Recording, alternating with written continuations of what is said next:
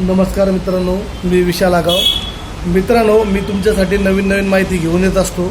मला मिळालेल्या माहितीनुसार छत्रपती संभाजीनगर महापालिकेअंतर्गत पंतप्रधान आवास योजना म्हणजे घरकुल 11,000 लोकांना त्यांना घर द्यायचे होते. त्यापैकी 4,000 लोकांना त्यांनी घरं दिले.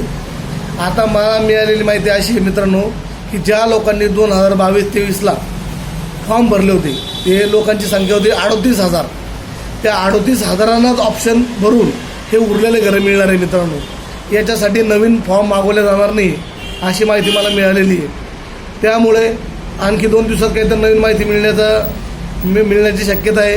पण मला मिळालेल्या माहितीनुसार तर एवढं पक्क आहे की 2022-23ला ज्या 38,000 लोकांनी फॉर्म भरले होते त्यांनाच ऑप्शन फॉर्म भरून हे जे उरलेले 6,000 घरं आहेत ते त्यांनाच मिळणार आहे मित्रांनो.